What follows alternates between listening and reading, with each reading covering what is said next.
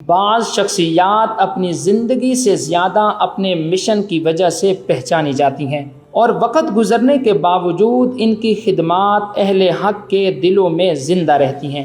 حضرت مولانا عزیز الرحمن جلندری رحمۃ اللہ علیہ بھی انہی عظیم شخصیات میں سے ایک تھے۔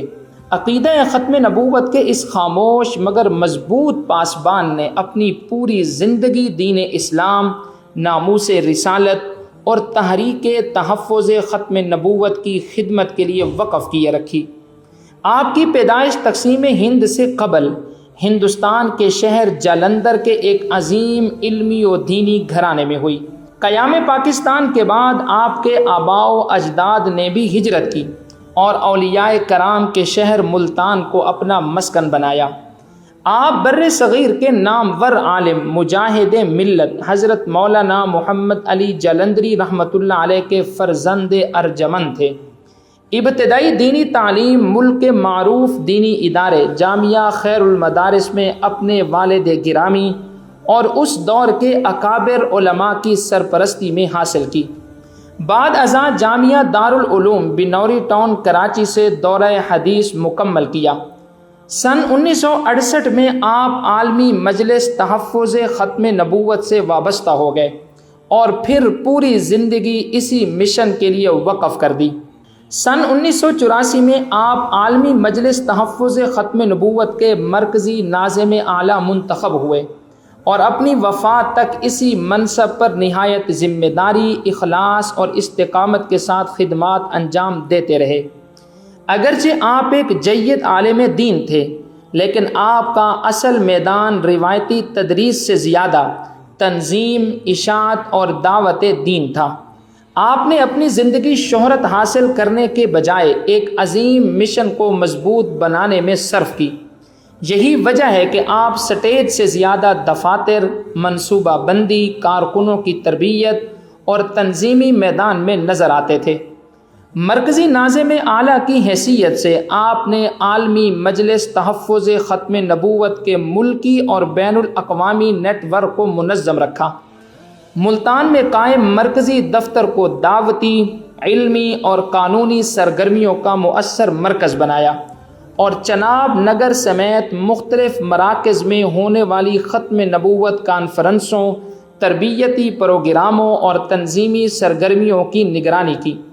نوجوان علماء کی فکری تربیت، رد قادیانیت کے کورسز، تحقیقی لٹریچر کی تیاری اور اس کی وسیع پیمانے پر اشاعت میں آپ کا کردار بنیادی تھا۔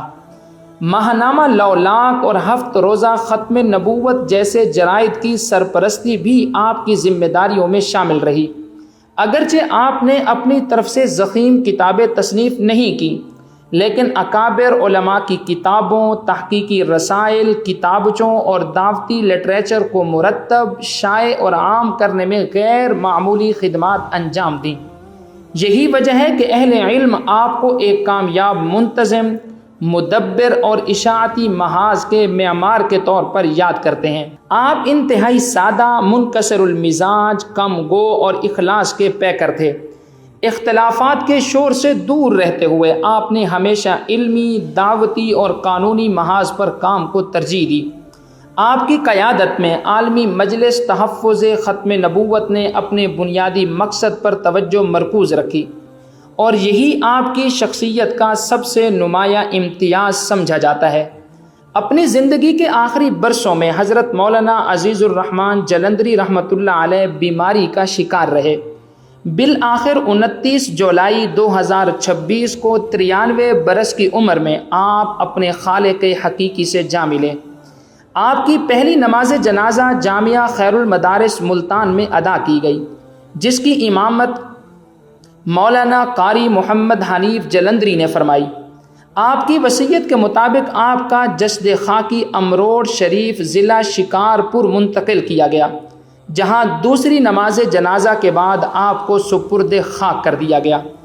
اگرچہ حضرت مولانا عزیز الرحمن جلندری رحمۃ اللہ علیہ اس دنیا سے رخصت ہو چکے ہیں، مگر ان کی زندگی، ان کا اخلاص، ان کی تنظیمی بصیرت، ان کی خاموش جد و جہد اور عقیدہ ختم نبوت کے لیے انجام دی گئی خدمات ہمیشہ یاد رکھی جائیں گی۔